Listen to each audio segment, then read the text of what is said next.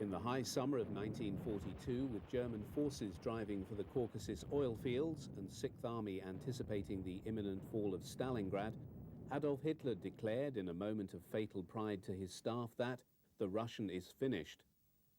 6 months later, Field Marshal von Paulus surrendered the 91,000 frozen and starving remnants of that once impressive military formation to the Red Army in the greatest defeat yet suffered by German arms in the war. Even before the beginning of February 1943, the Wehrmacht was being forced into retreat ever westward by a Red Army running rampage across a 400-mile front. In the process, they forced the Germans to surrender all of the territorial gains of their 1942 summer campaign. No fewer than 300,000 men and vast quantities of equipment were lost to the Wehrmacht order of battle at this time. By early February, Kharkov had been abandoned to the Soviets, and Stalin was whipping his rapidly tiring and depleting armoured formations through a 200-mile rent in the enemy front line in a bid to reach the river Dnieper and secure the vital German crossing points over the river. His plan was to sever their supply lines, thereby encircling and bring about the destruction of the whole of the German army group in southern Russia. By dint of a redeployment of German armoured forces, Field Marshal von Manstein was able to unleash a counter-offensive against the Soviet forces that encircled and destroyed their armoured formations. By the middle of March, the German forces had retaken Kharkov. With the onset of the thaw, the front line was where it had been in the spring of 1942. Crucial to the success of Manstein's counter-offensive had been the role of the Luftwaffe. Under the command of Field Marshal von Richthofen, Luftflotte 4 had been tied very closely to assisting the Army's efforts. Between February the 20th and 15th of March, a daily average of 1,000 sorties was flown in support of the advancing panzer divisions. FW-190 and Me-109 units were frequently employed in the ground attack role, carrying bombs and strafing Soviet columns. As the Red Air Force had moved further westward in support of its own ground forces, so it had also outrun its supply lines. The reinforced Luftflotte 4 was therefore able to assert air superiority over the advancing German forces. Gun camera footage from this period shows Lag fighters and Sturmovik aircraft being shot down. 1st Gruppe of JG-51 had been the first fighter unit in Russia to re-equip with the FW-190. In the late winter of 1942-43, it was operating on the front of Army Group Center.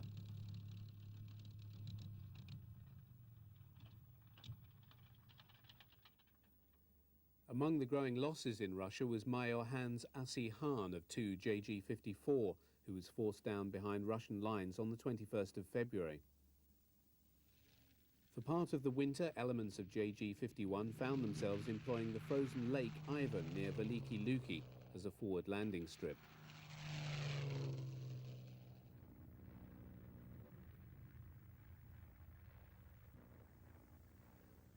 Under the command of General Eisenhower, Anglo-American landings in Algeria and Morocco occurred almost simultaneously with the defeat of the Afrika Korps at El Alamein in late October 1942. Hitler was now prompted by these events to send forces to the theatre, but too late to save the Axis position there. As American and British forces advanced eastwards, the Germans shipped in men and equipment to establish a bridgehead in Tunisia. In addition to Panzer infantry and paratroop units, Luftwaffe formations arrived to contest the growing Allied air strength in the region. FW-190s of 1 JG-2 were soon in action against the Allied forces. The Allies deployed strong air forces in their drive on Tunisia. German positions and bases were frequently bombed and over-water supply flights were attacked. The Jagdwaffe tangled with Allied fighter types including Spitfires, Hurricanes, Air Cobras, Warhawks and early Mustangs. The need to deploy fighter assets in Tunisia led to the rapid transfer of units serving on a variety of fronts. Seen here are early Me-109Gs. Although similar to the Friedrich, the Gustav was deemed by many Jagdflieger to have been a backward step. Fitting a more powerful and heavier DB605 engine to increase top speed had led to a decline in the handling characteristics of the fighter. For notwithstanding its very wide employment by the Luftwaffe, the 109 had never been an easy aircraft to handle. Returning from a successful sortie is Major Kurt Ubben, commander of 111 JG-77 and an ex-Burton who scored his 100th kill on the 14th of January. Ubben would die in combat over France in early 1944 as commander in JG-2. Major Joachim Muncheberg's early 109G mounts two 20mm cannon in underwing gondolas as extra armament. Muncheberg was the commander of JG-77 and his entire Geschwader had been moved to Tunisia from Russia in late October 1942. He's seen here with Field Marshal Albert Kesselring. Seen centre stage and wearing a white cap is another famous ex-Burton, Hauptmann Heinz Baer of 1 JG-77. Of the many ex-Burton lost in the skies over Tunisia, Muncheberg's death on the 23rd of March was most keenly felt.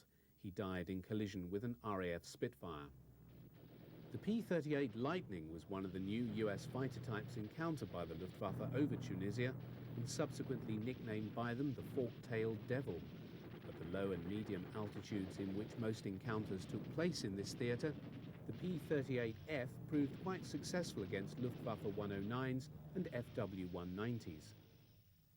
Me-109Gs are the headquarters detachment of JG-27 and the 3rd Gruppe of JG-27 made up the fighter umbrella provided by the Luftwaffe for the air defence of the Greek mainland and the islands of Crete and Rhodes from late 42 onwards.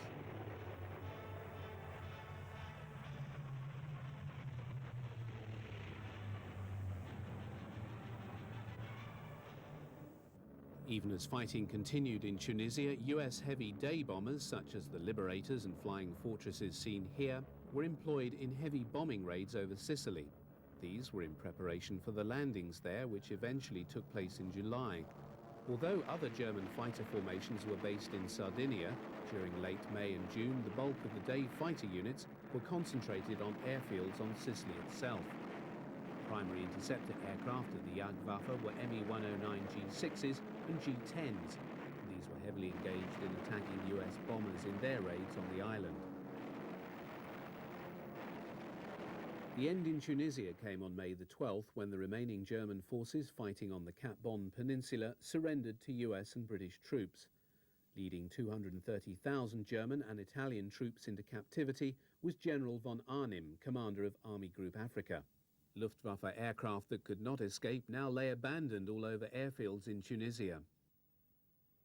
For the first 5 months of their operations over Europe, the heavy bombers of the US 8th Air Force had raided targets in France and the Low Countries. In January 1943, they launched their first raid on Germany when 64 B-17Fs bombed the U-boat yards at Wilhelmshaven. Most US heavy bomber raids between January and April 1943 were directed against submarine targets in Germany and France. Under the point-blank directive, the 8th Air Force was allocated the task that was to determine the nature of the daylight air war over Germany through the remainder of the year and well into 1944. The Americans were charged with the destruction of the Jagdwaffe in the skies over the Reich and of the industrial and support infrastructure within Germany that kept it flying. The growing frequency of high contrails from heavy bomber formations crossing the coast of Holland from early 1943 was testimony to the growing strength of the US daylight bombing effort. In response, Jagdgruppen were pulled back into Germany to defend the skies above the homeland from these intruders. As Germany itself was beyond the flying range of US fighters at this time, the B-17s and B-24s flew into Germany unescorted. Nevertheless, US strategic bombing supporters were convinced the heavy armament of the bombers, allied to their defensive flying formations, could ward off enemy fighters, so allowing the bombers to get through to the target. The Jagdwaffe was to rapidly dispel this illusion in a highly destructive fashion. While at first German pilots had been intimidated by the heavy armed Polk, or Herd, as they named the bomber formations, they nevertheless rapidly identified their weaknesses, and also the vulnerabilities of the individual aircraft types. Between September 42 and April 43, the Americans had to reorganize their bomber formations 4 times to adapt to the weaknesses discovered by the Jagdwaffe attacks. losses were concentrated in those parts of the formation most open to German fighters.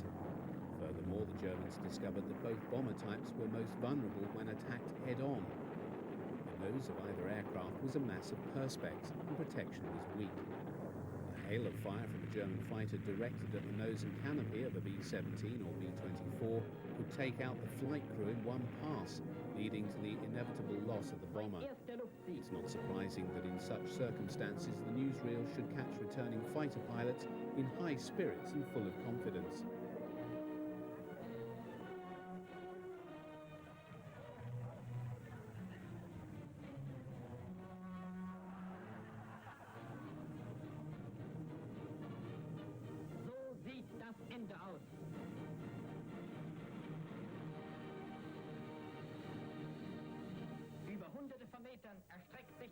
This B-24 Liberator is one of 967 heavy bombers lost over Germany in 1943.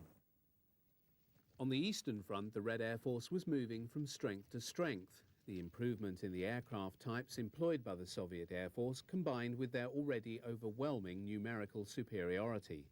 This served to erode the technical edge that the Luftwaffe had maintained in the air since June 1941. On July the 5th, the Germans launched Operation Citadel, their last offensive in the east. Although best known for being the largest tank battle of all time, it was also one of the major air battles of the conflict. The Luftwaffe fielded a force of 1,800 aircraft, including 600 day fighters. Although the Battle of Kursk was to see the employment of many new types of fighter aircraft in the Soviet order of battle, no other aircraft came to symbolize the role of the Red Air Force during that conflict than the Ilyushin IL-2 Sturmovik. Entering service in the months before the German invasion, it was produced in greater numbers than any other aircraft type, no fewer than 36,000 leaving the production lines by 1945. It was designed as a ground attack and close support type. It first saw service as a single-seater, and although heavily armoured, the lack of a rear gunner led to it being shot down in vast numbers by the Jagdflieger, and was the principal type to figure among high scores of the Experten on the Eastern Front. Even so, the Germans acknowledged its formidable nature, the ground forces bestowing upon it the title of Schwarzer Tod, or Black Death. The Luftwaffe simply called it the Cementer, in testimony to its capacity to take punishment before being brought down. The variant seen in this footage is the IL-2 Type 3, which appeared in early 1943, being blooded in action in the fighting of Stalingrad. The primary change was the introduction of a rear gunner. At Kursk, Sturmoviks were used to assault German armoured columns at low level. In late 1943, the German public claimed a new hero in the 22-year-old commander of one JG-54, Walter Nowotny. On the 22nd of September 1943, his 218th victory made him the leading German fighter ace. On the 22nd of September, he travelled to Rastenburg to be presented with the swords to his Knight's Cross. Nowotny is at the far end of the line. Also present and standing next to Nowotny was Günther Rahl, who was to emerge by war's end as the Luftwaffe's third highest scoring fighter pilot with 275 victories. Whereas Nowotny was to die in 1944 flying an Me-262, Rahl would survive the war commanding JG-300 and flying the FW-190D9. He was regarded as one of the finest fighter leaders on the Eastern Front and one of its best marksmen. Unlike many of the high-scoring Eastern Front Experten, Rahl also served in the West.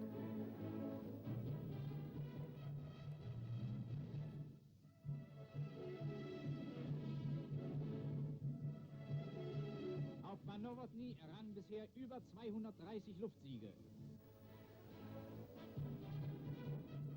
In the post-war period, he was a guiding influence in the development of the new Bundesluftwaffe, running the project staff for the F-104 Starfighter. He retired in April 1974 as commander of the Luftwaffe. The highest-scoring fighter ace of all time also served in the East. Erich Hartmann, nicknamed Bubby because of his ever-youthful appearance, had amassed a staggering total of 352 kills by war's end.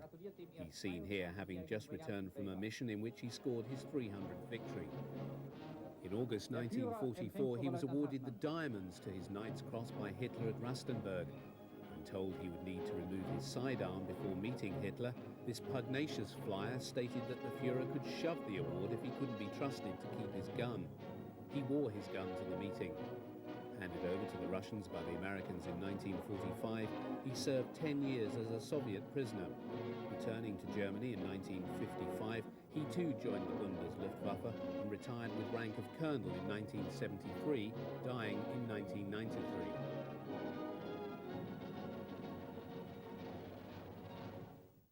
Gerhard Barkhorn with his friend Erich Hartmann. The former was the second highest scoring ace in history with 301 victories. Between them, they shot down 653 planes. Barkhorn is seen here with his ground crew raising a toast to celebrate his 250th victory. Although these FW-190 F-8s belong to a specialized ground attack formation, pilots belonging to these units also engaged in aerial combat with Soviet aircraft and amassed high scores. The most successful was August Lambert, who downed 116 Soviet aircraft before his death in April '45. In the early morning of the 17th of August 1943, the heavy anti-aircraft artillery of the flak belts in Holland opened fire on what was the largest bombing force yet sent into Germany by the 8th Air Force. It was, by the time the mission was over, the most costly the Americans had yet experienced. By this date, the 8th Air Force comprised 15 heavy bomber groups able to deploy 300 B-17s and B-24s. 2 raids targeted at the Me-109 assembly works at Regensburg and the ball-bearing manufacturing plant at Schweinfurt were seen as the culmination of a series of intensive raids over Germany. Begun at the end of July, it was known by the Americans as Blitz Week. The former lay over 500 miles from England and the latter over 400 miles. Although fighter cover was provided for the first stage of the flight, by far and away the greater part of the long haul to southern Germany would find the bomber formations devoid of any protection other than that provided by their own massive defensive firepower. The 4th Bombardment Wing heading for Regensburg was over Holland when assailed by the fighters of one JG-26 shortly before 10:30 a.m. This was the first of numerous German fighter units that would attack in relays along the route of the bomber streams. The Jagdflieger had waited until the short-legged Spitfire and Thunderbolt escorts turned back before they tore into the 146-strong US bomber formation. By the time the 4th Bombardment Wing had reached their target, having been under attack for a greater part of the journey, it had lost 14 B-17s. 3.5 hours after the Regensburg group crossed into Dutch airspace, the second raid directed at Schweinfurt followed. Comprising 229 bombers, 1st Bombardment Wing was attacked as soon as they crossed into Holland by the very same German fighters who had earlier attacked those of the first raid. In the interval, these had landed, been refueled and rearmed in the expectation of having a second go at the 4th group as it returned to England. It mattered not to the Jagdflieger that the survivors were to head for North Africa after bombing the target. On this occasion, the Jagdwaffe did not wait for the escorting fighters to retire, but attacked them as well as the bombers.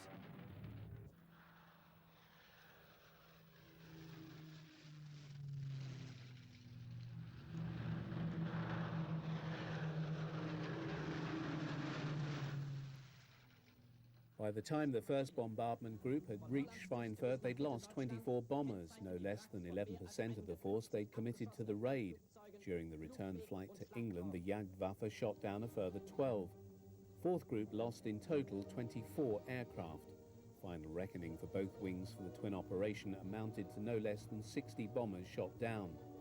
Of the 565 crew that went down with the planes, 102 were killed. Jagdwaffe losses amounted to 47 fighters and 16 aircrew. The greater proportion of the US bombers were brought down by the single-engine day fighters. In the aftermath of the raid, the propaganda department were most careful to film the destroyed US bombers and some of the 381 crew who survived to be taken prisoners of war.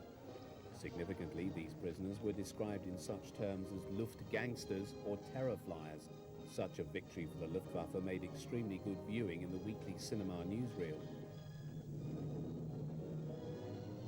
Gesichter, die noch die die Schatten schwersten Kampfes tragen, verwundet und mit letzter Not dem Tode entronnen.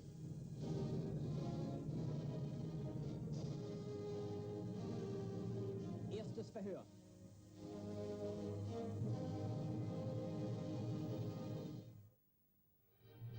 Two months later, day fighters in Holland and Western and Central Germany found themselves scrambling as the 8th Air Force launched another raid against Schweinfurt. Just under 300 forts headed out across the North Sea. As before, they were escorted as far as Eupen by P-47s, and as before, they were attacked as soon as they crossed the coast of Holland. With more fighters having been brought back to Germany, the number of aircraft available to the Luftwaffe to intercept the bomber formations was greater than in August. Once beyond the protective escort of the P-47s, the German fighters raked the B-17s with rockets to break up the formations and then fell upon the stragglers. The US official history described the scale of the German fighter assault as unprecedented in its magnitude, in the cleverness with which it was planned, and in the severity with which it was executed. German fighters were given 2 bites of the cherry as they hit the B-17s on the way out to the target and also on the return flight to England. As in August, the American losses were extremely high, with 60 forts shot down and 120 returned with degrees of damage. German losses amounted to 38 fighters.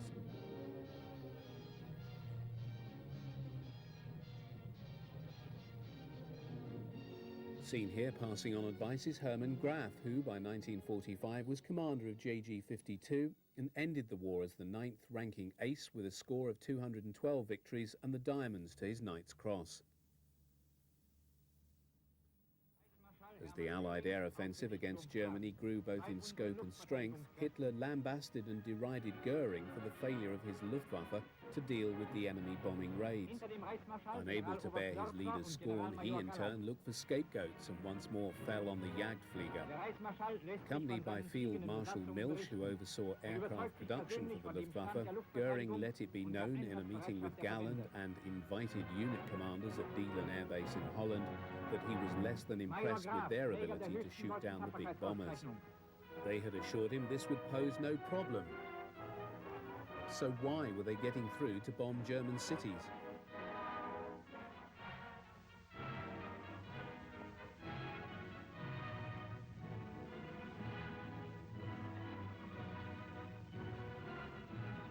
Generalfeldmarschall Milch im Gespräch mit einem verwundeten Jagdflieger. Free with his bonhomie for the benefit of the camera, he was less than accommodating in private to his pilots in his address. His final words were hardly uplifting. "I can assure you of one thing, I will not have cowards in my Air Force. I will root them out."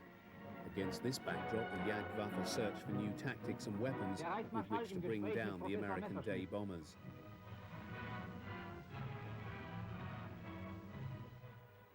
For new pilots, the advice offered by veterans who'd taken on the big American bombers may have been the key to their survival.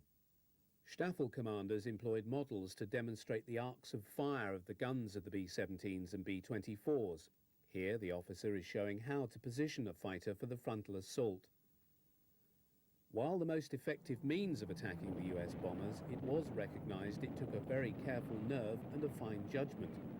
With a closing speed of 500 miles an hour, the pilot had just a few seconds with which to hit the small target of the bomber's nose. 1943 also saw a number of 109s and 190s equipped with rocket mortars firing a 21-centimetre shell, adapted from the Army Werfer. These unguided rockets were employed in a bid to break up the defensive pulks flown by the bombers, permitting them to be picked off by other fighters. In the spring of 1943, Focke-Wulf produced an assault version of the 190A8. Armed with two 30mm Mark 108 cannons and extra armour, this variant equipped the Sturmstaffeln or Ramjager units. A specialised bomber-destroyer, it was given cover by other fighters during its attack on the Polk. With their contrails pointing like arrows towards the heart of Germany, 5 wings of the US 8th Air Force 1st Division head towards the concentration of aircraft plants at Oeschlaben, Aschersleben, Bernburg and Halberstadt on February the 22nd, 1944. Der Alarm eilt dem Feind voraus. Although the US raid was being tracked, the heaviest German response came on the return leg of the bombers' journey. Concentrating their fighter assets, the Jagdwaffe launched a series of heavy attacks on the American aircraft. Scrambling from bases along and parallel to the bombers' flight track, the flying fortresses were assailed all the way back to the coast of Holland.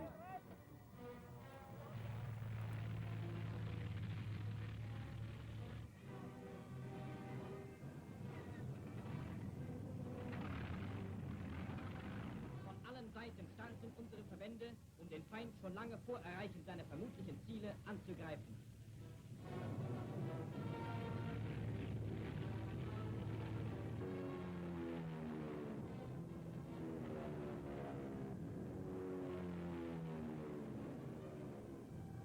Über See und über dem Küstenvorland stoßen Jäger und Zerstörer auf den Feind. Ein dicker Pulk. Unsere Verbände stürzen sich auf den Gegner. 41 aircraft were shot down by the Me-109s and Vogtfeld 190s in their savage and slashing attacks on the American heavy bombers. Clearly heard is the slow thump of the Rheinmetall Mark 108 30mm cannon, nicknamed the pneumatic hammer because of the sound it made when fired.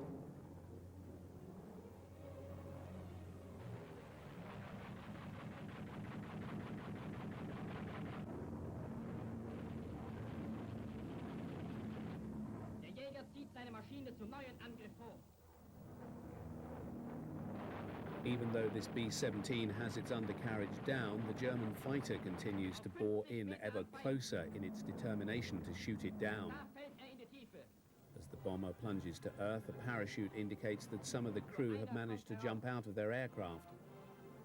Reaching the ground, the survivors are rounded up and taken prisoner by Luftwaffe personnel. The crewman who was killed is recovered on a stretcher and taken away for burial.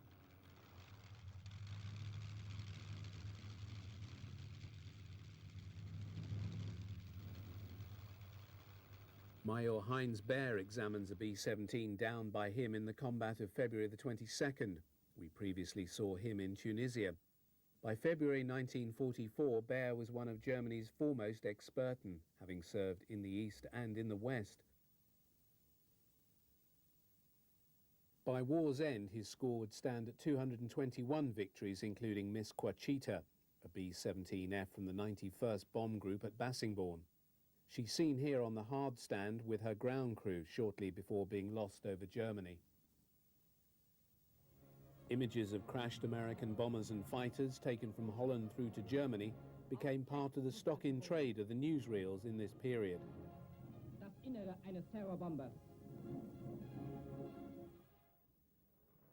When, in March 1944, the 8th Air Force launched its first bombing raid on Berlin, known as Big B to American air crews, many B-17 squadrons were flying the G variant of this famous bomber.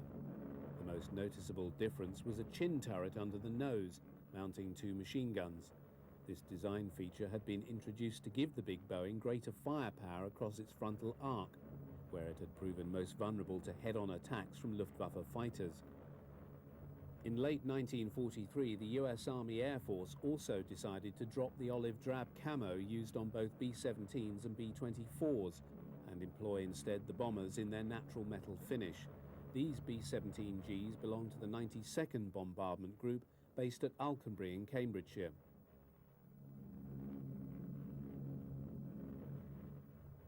Having taken some hours to assemble their formations over East Anglia, the forts headed out over the North Sea for the coast of Holland. The contrails flow back from their wings, making them visible at great distances. As the bomber streams begin to cross the coast, they cut huge swathes of white across the bright blue sky as hundreds of B-17s and B-24s head towards Germany and Berlin. Miles below and to the north, observers on the flak ships on the Zuyder Zee track their passage and send details of their heading and the approximate size of the raiding force to fighter control. As news of the incoming raid is passed on to the fighter bases, those nearest to the bomber streams are placed on full alert. Pilots strap themselves into their 109s and FW-190s.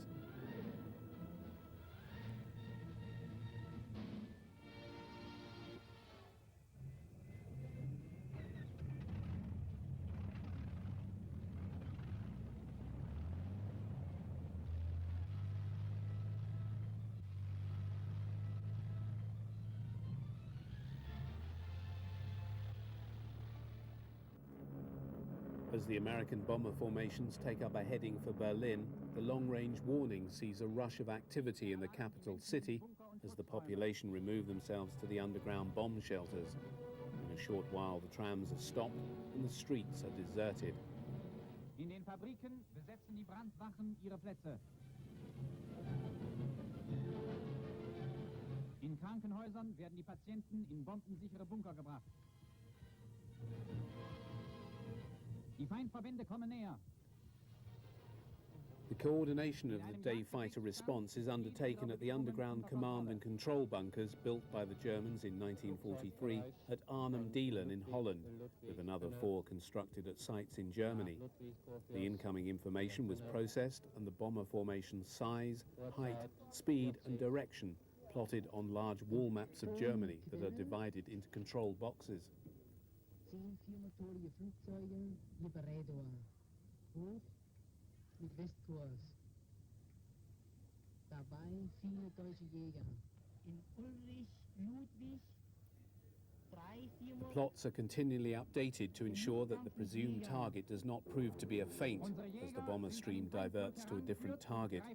In the meantime, the first contact is made with the bombers by the Jagdwaffe and the first combat encounter of the raid begins.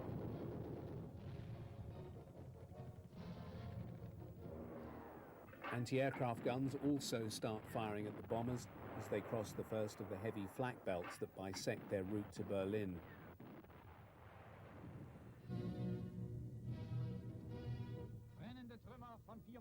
German soldiers examine the wreckage of a downed B-17 as the crew are picked up. Very dangerous. Is it painful? No, it's not painful. Your name is Philip J. Gibbons. Yes, sir. Gibbons. Are you wounded? Twisted ankle. Twisted ankle, but that's all. You can walk after all. Yes. Gräber gefallener Amerikaner.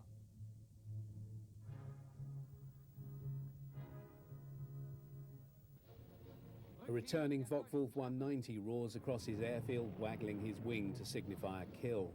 In the tradition of all fighter pilots, he relives his experience for the benefit of his ground crew and other pilots. On the first Berlin raids in March 1944, the German pilots had much to be pleased about, as on the 6th they shot down 68 B-17 and B-24s and 11 escort fighters. 2 days later, the Americans lost another 37 bombers, but thereafter German fighter losses began to rise steeply as escort fighters began to take their toll of the defenders.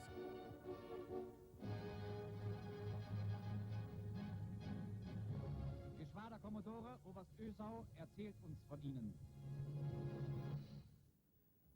Giving the Thunderbolt longer legs was achieved when 200-gallon drop tanks were fitted in the summer of 1943. While they could now fly up to 375 miles before turning back, this didn't enable them to run all the way with the bombers to targets much deeper in Germany. Fuel was used up more quickly by staying close to the bombers as they tracked into the Reich, warding off enemy fighters. The Jagdflieger soon learned to feign attacks on the bomber formations to get the P-47s to drop their tanks early, believing combat was imminent. The Germans then pulled away, waited for the big US fighter to turn back as fuel ran low, and only then attacked the B-17s and B-24s. Nemesis for the Jagdwaffe finally came in the form of the P-51 Mustang. Although those seen here are the late model 51Ds of the 355th Fighter Group in April 1945, the earlier B model was first encountered in the long-range escort role by the Luftwaffe in December 1943. This model carried only 4 machine guns. By the spring of '44, the P-51Bs were reaching deep into Germany, having increased their range to 1,200 miles. The introduction of the 6-gunned, longer-ranged bubble canopy D model in May gave the US 8th Air Force a fighter that could range all over Germany and beyond, and which had a higher performance than either the 109 or FW-190. By that time, US pilots had been given the green light to go after the Jagdflieger wherever they could be found.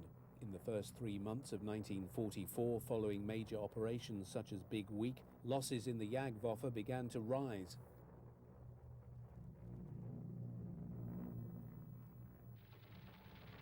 This gun camera footage from Mustangs and Thunderbolts showing the destruction of Me-109s and FW-190s over Germany serves only to underpin the highly pessimistic report of Inspector of Fighters Adolf Galland to Goering. Between January and April 1944, our day fighter arm lost more than 1,000 pilots. They included our best Staffel, Gruppe and Geschwader commanders. Each incursion by the enemy is costing us about 50 aircrew. The time has come when our force is within sight of collapse.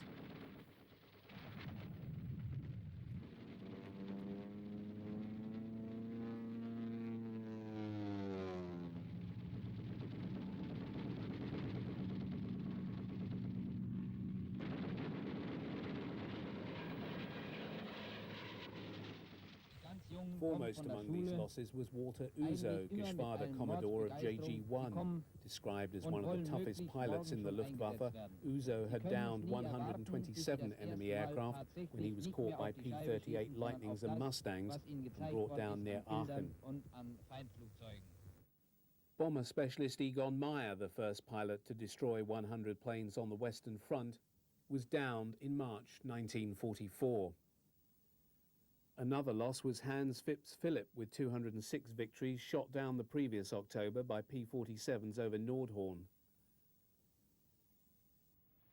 Losses, however, were not totally one-sided. Gun camera footage taken from Me-109s and FW-190s show kills over Germany of P-38 Lightnings, P-47 Thunderbolts and P-51D Mustangs.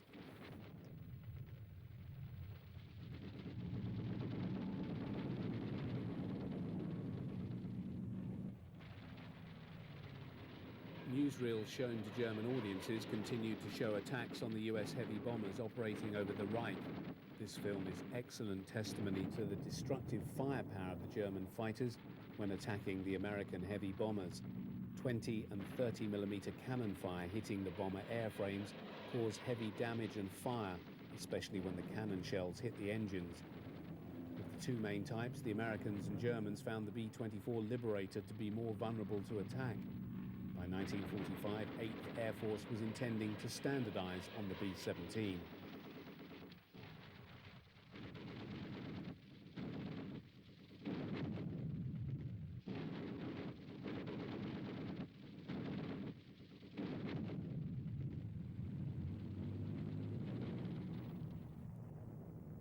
Although now quite long in the tooth and reaching the end of its development life, the Me-109 and its later G and K models was retained in production in 1944 under the Emergency Fighter Program. Volume production of a tried and tested aircraft, which was, by the standards of the time, also simple to manufacture, was deemed to be more important in the dire circumstances facing Germany than technical sophistication. The 109 lay at the heart of Adolf Galland's plan for the production of 3,000 fighters per month. Thus, the 109 soldiered on until the end of the conflict, still the most common mount of the Jagdflieger. With the invasion of Italy in 1943, bases became available for the operation of the heavy bombers of the US 15th Air Force. Even though the German army fought a skillful delaying action which slowed down the Allied advance up the peninsula, the skies above Italy could be traversed by Allied aircraft. B-17s and B-24s could take off from southern Italy and fly deep into Austria and Germany. By 1944, there was often coordination between the 8th Air Force in England and the 15th in Italy.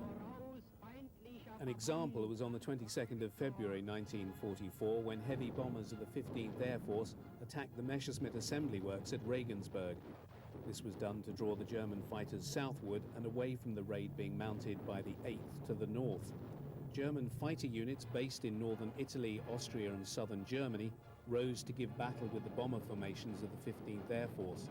The film seen here showing the air battle between the respective forces is being conducted over the Italian Alps.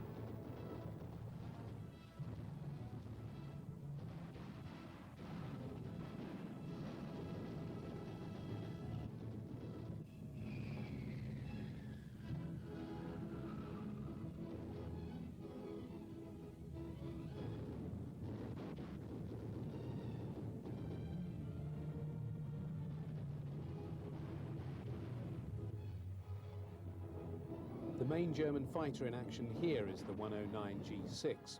In addition to its single 20mm cannon firing through the propeller boss and two 13mm guns mounted on top of the engine cowling, it also carries two 20mm cannon in underwing gondolas. This allowed the G6 to direct heavy fire on the American bombers. Footage here shows the tremendous damage inflicted by the cannon shells.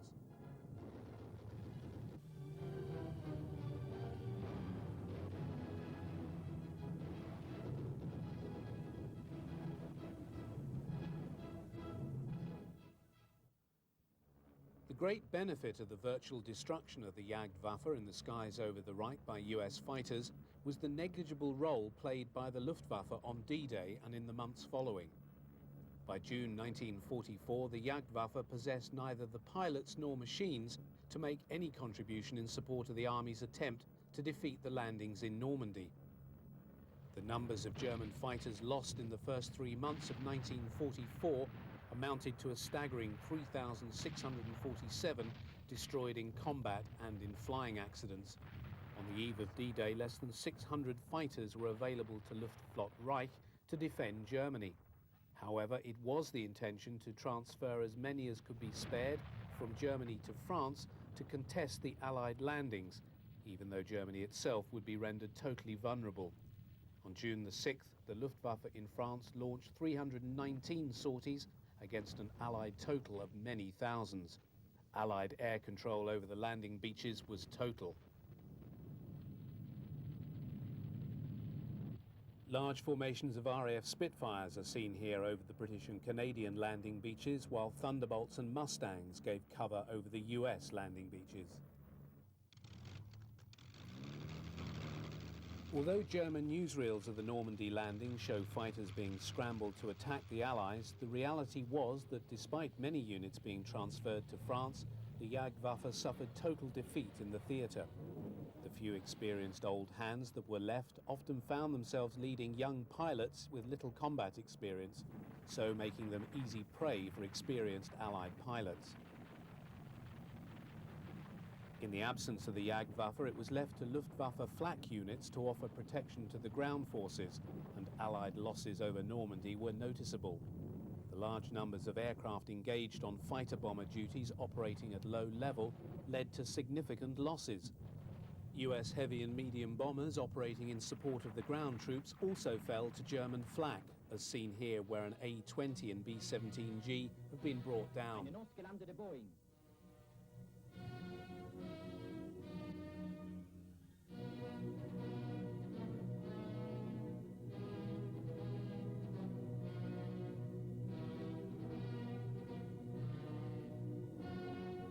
Die Besatzung wird abgeführt.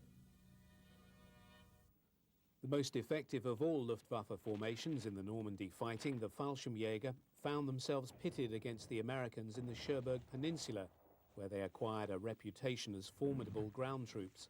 They no doubt smiled at the bitter joke aimed at their flying brethren by German ground troops, who observed of aircraft overhead that, if you see a white plane, it's an American; if you see a black plane, it's the RAF; if you see no plane at all, it's the Luftwaffe.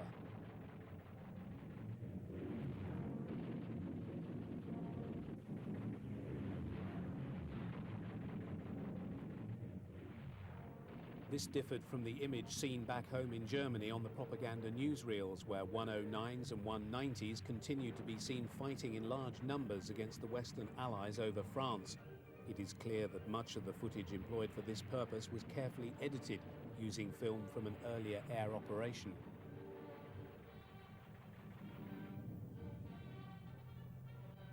A major casualty of the Normandy campaign was Major Joseph Sepp Wormheller, an ex-Burton with 102 victories lost over Alençon in France.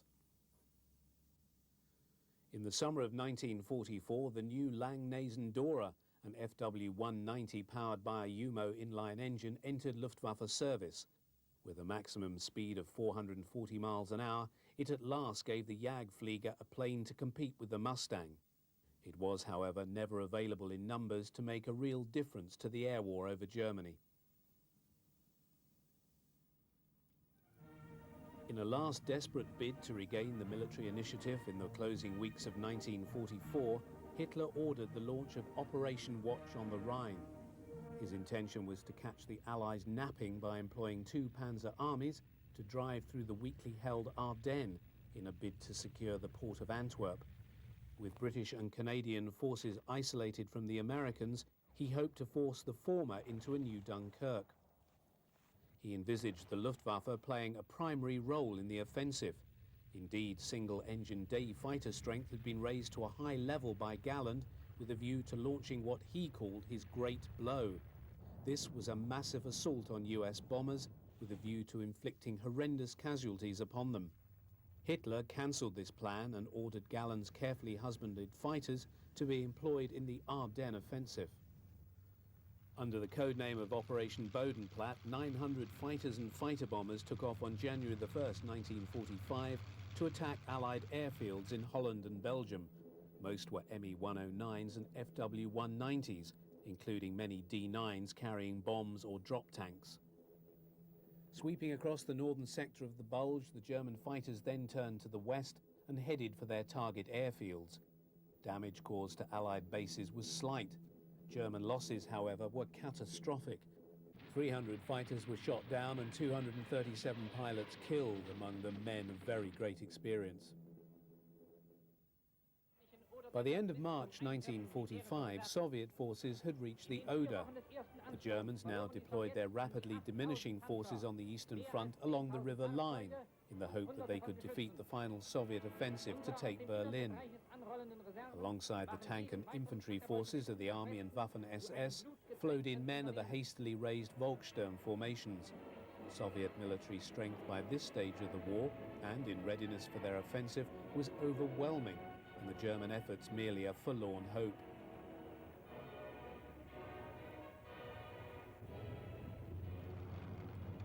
It was against this dire backdrop that surviving Jagdwaffe formations, in this case flying very late Model 109s and Langnese Doras, hauled themselves into the air from slush-covered runways to attack Soviet forces. Following the crossing of the Rhine and the Battle of the Ruhr, P-47 units functioned almost exclusively in the fighter-bomber role. Although designed as a fighter, the Thunderbolt had been adapted to fulfill the close support role with great success in Italy. Over Normandy, the P-47 gained a formidable reputation in this capacity and was greatly feared by German ground troops. Razor-backed and bubble-top P-47s are seen armed with 500-pound bombs mounted under wing, together with a centre-line drop tank.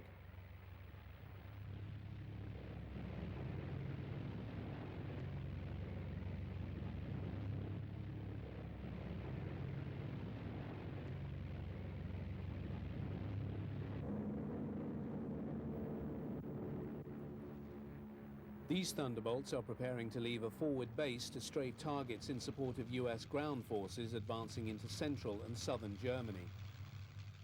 Along with the RAF Typhoon, the Thunderbolt was to emerge as one of the two premier fighter bomber types used by the Allies in the European campaign of 44-45. However, by this time the Luftwaffe had been virtually driven from the skies by the Allied air forces.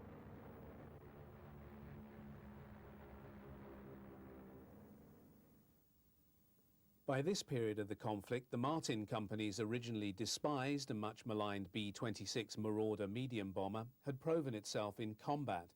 Indeed, by 1945, the B-26 had the lowest loss rate per sortie of any of the US bomber types.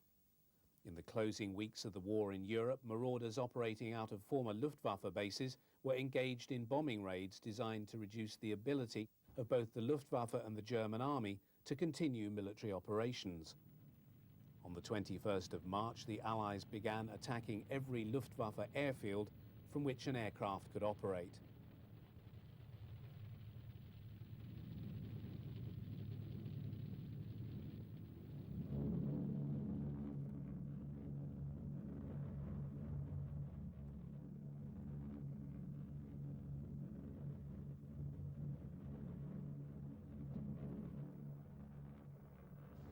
By this time, the bulk of the surviving Luftwaffe formations had been consciously committed to the Eastern Front. Nevertheless, the Americans and British continued with air operations against any target of military value right up to the German surrender.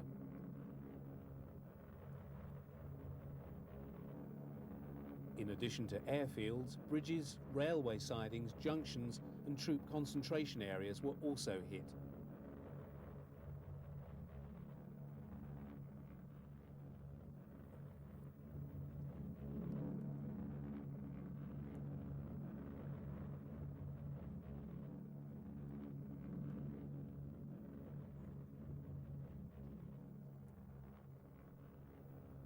One of the primary targets of the heavy bombers right up to the closing days of the war had been the synthetic oil refineries upon which the German war machine so depended. Indeed, perhaps no other target proved to be so detrimental in terms of its consequences in preventing the Luftwaffe from functioning.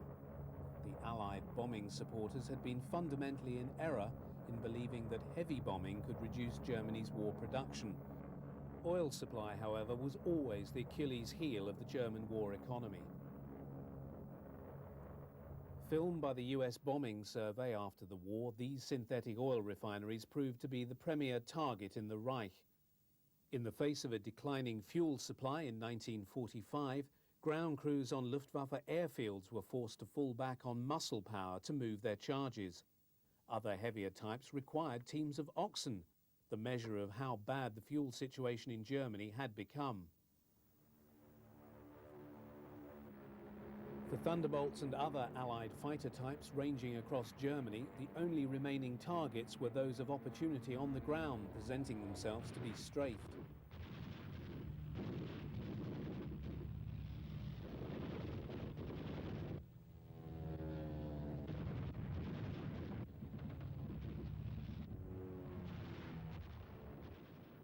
All over Western Germany, the results of their handiwork could be found destroyed and abandoned in their hangars across numerous airfields. The occasional Luftwaffe fighter still made it into the air. This FW-190D9 has only moments to live as he's harried and finally brought down by a P-51 Mustang. Its destruction symbolizes that of the whole Jagdwaffe.